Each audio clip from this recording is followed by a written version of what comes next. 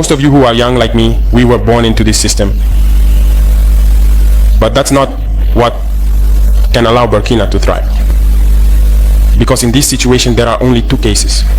Either we accept to fight, or we remain slaves forever. I told you once, there are those who are slaves in their minds. They can only serve their master. And those people try every time to manipulate you. You must advise each other. Because every situation can be exploited by these enemies of the nation to try to discourage you, to demotivate you. So you must advise each other and not pay attention to certain remarks, even on some media. Not everyone is obliged to be patriotic. You are the first patriots. You have decided to defend the homeland. There is nothing better than that. Those who want to support you, let them support you. Those who want to discourage you through writings, you must close your ears. Recently, there is a so-called NGO. It's not even an NGO. Because NGO stands for non-governmental organization. They are not non-governmental because they are funded by a federal budget, by a state. This so-called NGO produces reports claiming that the FDS and the VDP commit abuses. It went in here, it came out there. It's to tarnish your morale. It's to scare you, to prevent you from being able to fight. There are countries where people are forcibly taken, killed. You leave or you die. Others, even while trying to flee, end up dying. They don't talk about human rights because these people see us as subhumans. They see us as slaves. That's how it is in their minds. They have never changed their mindset, but it's up to us to show them that we are not slaves and we will never accept this state of affairs. We oppose this. We will never agree. Continue to defend your lands. It is your wealth that interests these people. It's our gold. It's our minerals. So we will fight and we will reclaim our lands, our wealth. It belongs to us. It's for us. It will benefit us and our children. So, looking into the perspective of Professor Plo Lumumba, a renewed Kenyan legal scholar and Pan-Africanist, who has publicly expressed strong support for the recent military takeovers in Africa, including those in Burkina Faso, like we're discussing, Mali and Niger. Are not coup d'etats.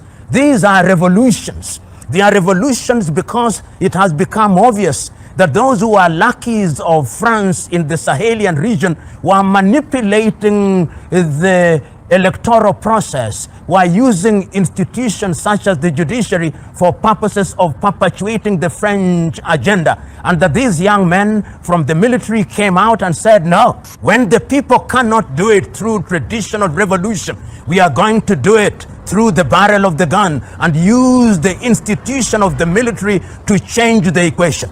And they have changed the equation. How have they changed the equation?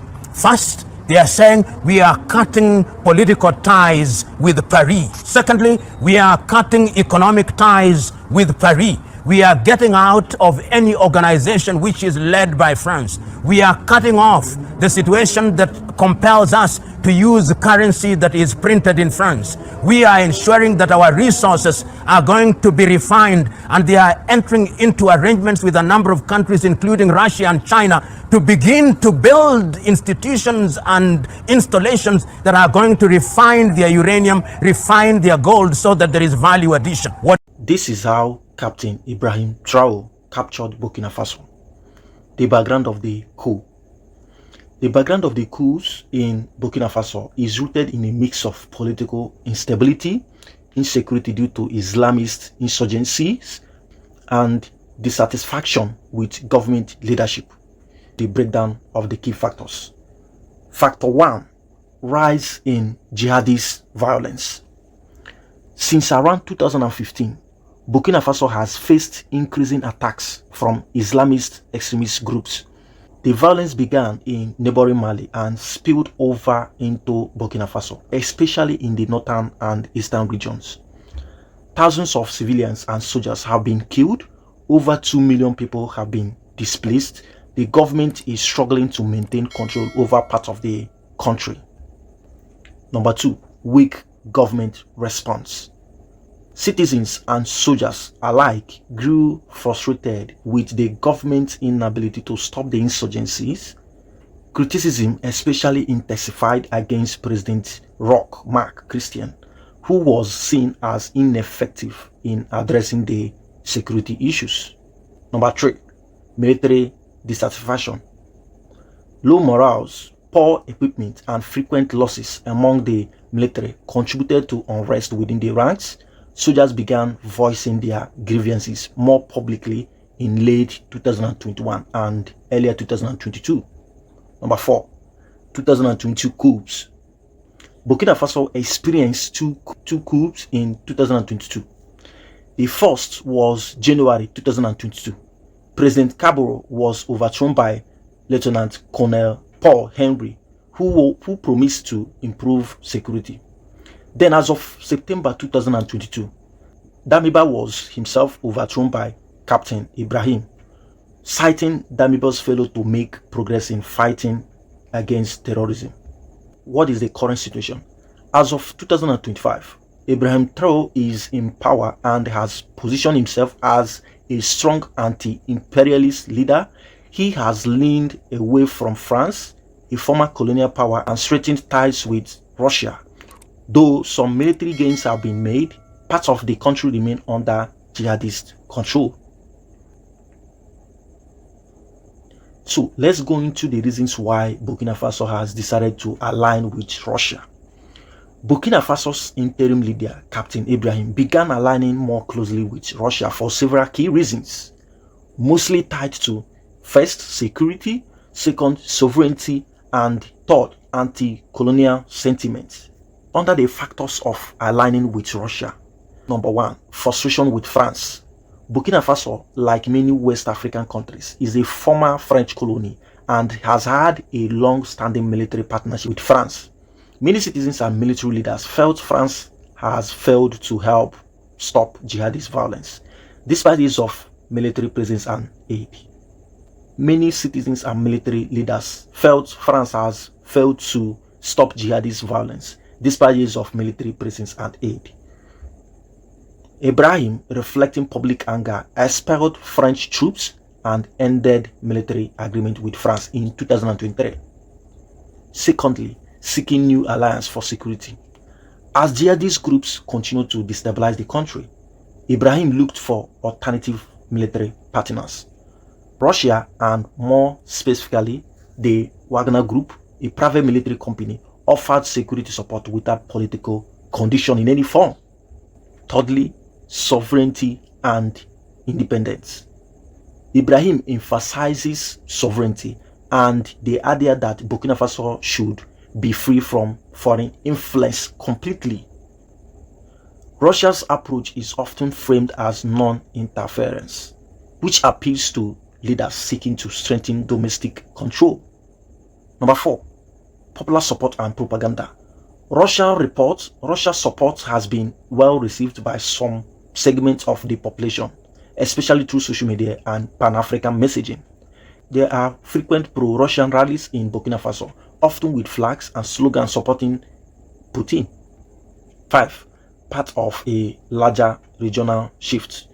Burkina Faso, Mali, and Niger, all led by military juntas, have formed a loose alliance called Alliance of Sahel States. All three countries are distancing themselves from France and the West while drawing closer to Russia. So let's go into the background of assassination attempts to Ibrahim Traore. Since assuming power in September 2022, Captain Ibrahim, the transitional leader of Burkina Faso, has faced numerous threats to his leadership, including multiple assassination and coup attempts. As of October 2024, there have been reports of at least 18 assassination attempts on President Ibrahim. The most recent occurred at his presidential residence, where armed assailants attempted to infiltrate the compound. They were intercepted by security forces, resulting in firefights that led to casualties on both sides. President Ibrahim was unarmed and subsequently moved to a secure location, while the identities and affiliations of the attackers were not fully disclosed. Sources suggest involvement by insurgent group or rival political fractions aiming to destabilize his administration. In addition to assassination attempts, there have been multiple coup plots against Ibrahim government, notably in September 2023. The military government announced it had thwarted a coup attempt by security and intelligence services. Several individuals were arrested and investigations were launched to identify other conspirators. Again, in January 2024, authorities reported foiling another coup attempt involving a network of serving and retired military personnel and civilians. The plot aimed to destabilize the country's institutions, and several suspects were arrested. The underlying causes. These repeated threats to Traore's leadership stem from a combination of factors. The underlying causes of the assassination attempts. First, these repeated threats to Traore's leadership stem from a combination of factors. Fact 1. Escalating jihadist insurgency. Since 2015, Burkina Faso has been grappling with increasing attacks from ex-Islamist extremist groups, leading to thousands of deaths and displacements. The government's struggle to contain this violence has fueled dissatisfaction, political instability. The country has experienced multiple coups in recent years, reflecting deep-seated political unrest and division within the military and civilian sectors. Foreign policy shifts. Traore's decision to distance Burkina Faso from former colonial power France and seek closer ties with Russia has been controversial, attracting both support and opposition domestically and internationally. This complex dynamic contributes to the volatile security situation in Burkina Faso, posing ongoing challenges to Traore's administration and national stability. Notable assassination attempts. 18th attempt, October 2024. Armed men attempted to infiltrate the presidential residence. They engaged in firefight with security forces, resulting in casualties on both sides. 19th attempt, foreign influence and internal betrayals. Military officials have indicated that some assassinations plots involved individuals receiving financial backing from foreign entities. These attempts underscores the challenges Traore faces in stabilizing the nation amid internal and external pressures. Allegation of bribed presidential guard. While there have been reports of internal betrayals, including allegations of a presidential guard being bribed to assassinate President Traore, specific details about such incidents are limited in available sources. The government has emphasized a zero-tolerance approach towards disloyalty and subversion. These repeated threats highlight the volatile security situation in Burkina Faso, where extremist violence and political instability have escalated over the past decade. Despite these challenges, President Traore remains steadfast in his mission to protect Burkina Faso's sovereignty and to continue to crack down the conspirators. What is the bottom line of this whole coup saga? The coup in Burkina Faso are more about than just power grabs, because it reflects on widespread insecurity, loss of public trust, geopolitical shifts, and military-driven push for sovereignty in a country under siege from insurgents and influence from abroad. This brings us to the question if there are actually military juntas or revolutionists. Let's find out. Coup theater is when power is seized illegally and suddenly, usually by the military without a democratic process. But the question you should ask yourself is, considering the procedural electoral processes in Nigeria or in Africa for that matter, has there been any form of a clear democratic process in electing any leader in any form? That is a question for another day. Let's set up. So it is actually a coup because military removed a sitting president without elections. Was this president appropriately elected? That is a question. Now, symbolically, it is a revolution. Symbolically, just look at the cheering of the people. That is why it is said to be messaging on social media. So symbolically, it is a revolution. Let's find out. Captain Ibrahim and his supporters frame it as a revolution.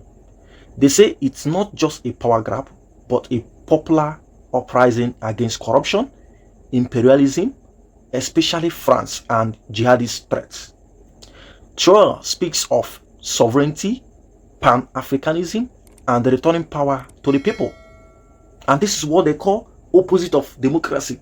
That is opposite of democratic process. But this is a stance of the captain himself. He highlighted on taking power, like bringing power to the people, citing not elites or foreigners as usual. And that's why he's cutting down the ties the Burkina Faso and France have. So how do you differentiate this? How do you reconcile this? How do you know if it is actually a coup or revolution? Usually elites lead in a coup, but in revolution oftenly people lead. So when you look at what is happening today in Burkina Faso,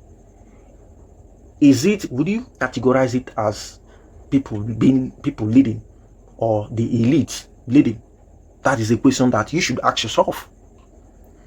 The second one is quick power grab. That is when it comes to coup, long-term system change. What are we seeing in Burkina Faso today under revolution? So when you talk about the quick power grab, you find that under coup. But when you talk about long-term system change, you talk about under revolution. What is happening today in Burkina Faso? Next is coup may lack popular support, whereas revolution often involves many mobilization. Coup lack popular support, so it is taken by just few people, whereas revolution often involves mobilization of a lot of people coming together to have a stance. And that is exactly what is happening today in Burkina Faso. And this deems it necessary for us to reconcile the two keywords, whether if it is coup or if it is actually a revolution. Then the next is oftenly coup lacks a clear vision. Exactly. It lacks vision, whereas revolution usually has ideological goals. So isn't this obvious to say that these people are revolutionists? Going further, Ibrahim Traore is blurring the line. His takeover was a coup by definition, but he's trying to build a revolutionary movement around it. And that is exactly what he has done, or what he's doing per se. Final thoughts. This is my final thoughts. Just like Prof. Lumumba rightfully said, that these people are not coup juntas, but revolutionists. It was started as a coup, but whether it becomes a true revolution depends on it brings deep, lasting change